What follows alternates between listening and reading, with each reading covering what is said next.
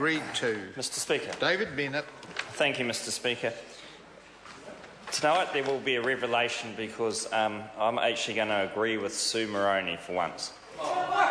Sue Moroney said in her speech that David Bennett would stand up here next and would say that this bill is about protecting unions.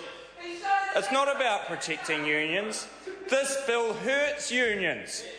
This bill gives a compulsory requirement for employers to pay out a redundancy payment. The very thing people join a union for, to get that kind of protection in the negotiation process.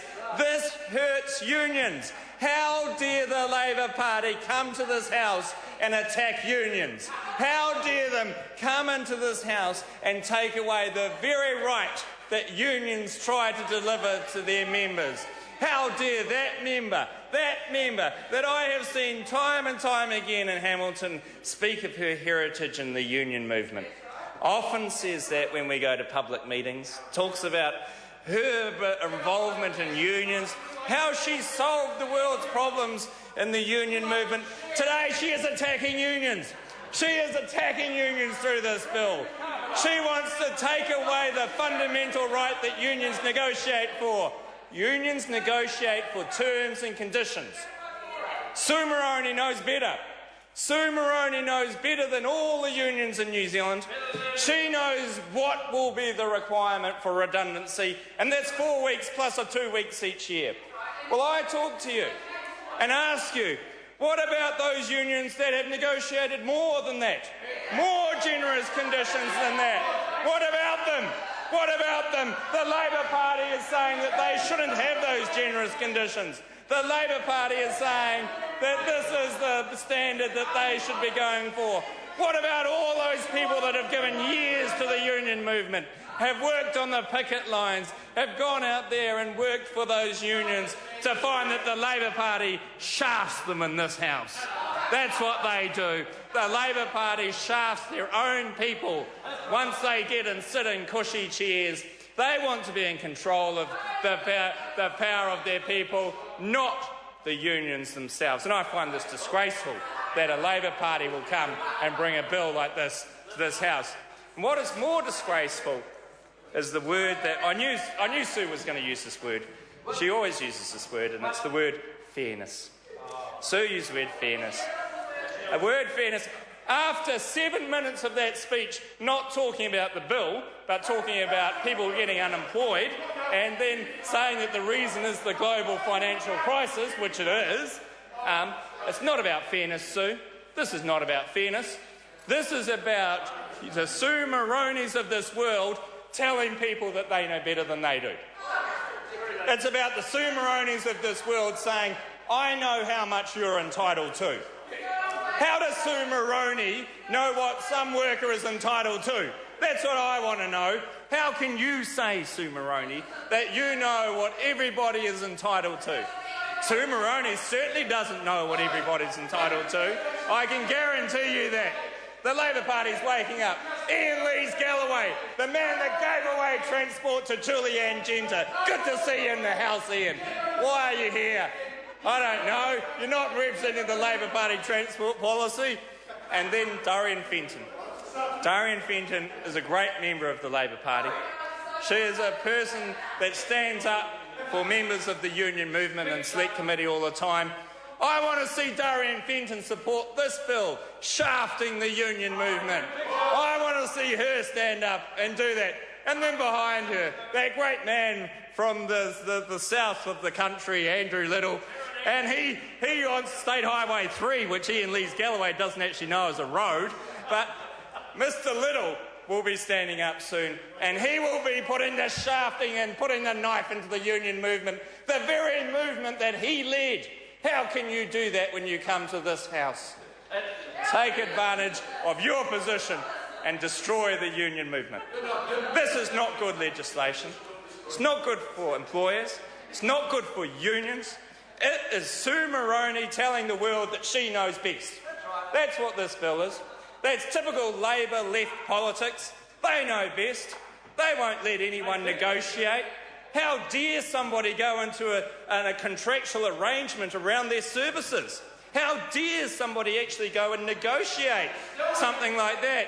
How dare we actually trust our people to have the strength to negotiate?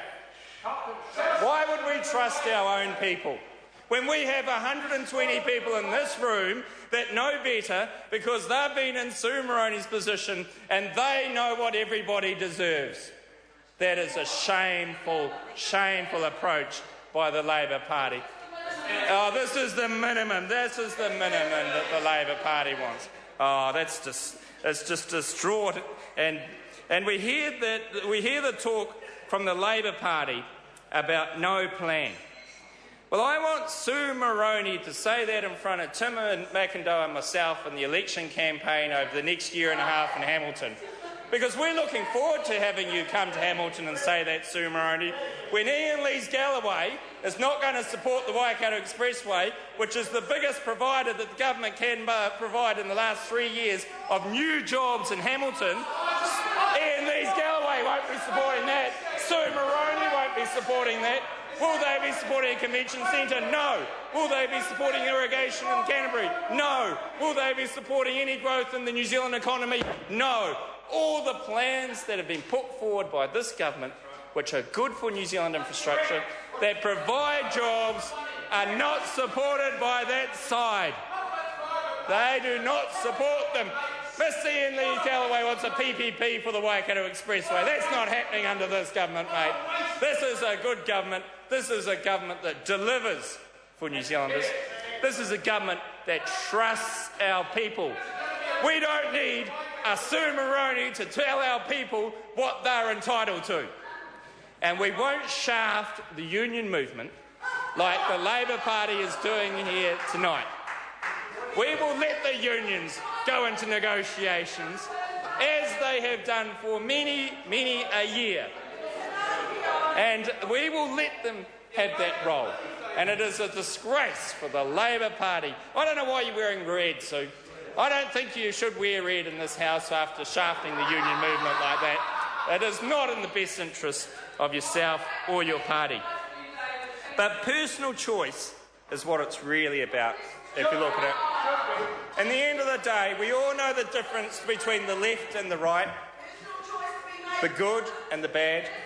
It is very simple. In this side, of the good side, we believe in giving people personal choice. We trust our people. We believe in our people. We believe in our country. On the left, they do not believe in our people. They don't believe in our country. They only believe in themselves. They believe that people like Sue Moroney can tell you can tell an employee how much they are entitled to get as their redundancy.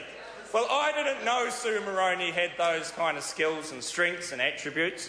I've learnt that tonight. I don't believe them, but I've learnt that tonight, that Sue Moroney can just pick out of the bag what the minimum requirements are for redundancy. How do you have that power, Sue? What gives you that power to just set a minimum requirement? I believe she doesn't have that power. Nobody in this room has that power. What we have is the ability to give our people the power to negotiate those rights and responsibilities. And we've got the ability in this House to encourage the union movement to actually keep those negotiations going. And it's a sad, sad day when the Labor Party comes into this House, just because they're out of the unions now. They may be funded by them, but they're out of them. And they try and take advantage of that movement because they don't want to give control away. They still think they control those unions, and this is their way of expressing control over the union movement. And that is a sad day for the Labor Party. And this bill doesn't deserve to go through the House, Mr. Speaker, and we will not be supporting it in that case. Mr. Speaker. Darian Fenton.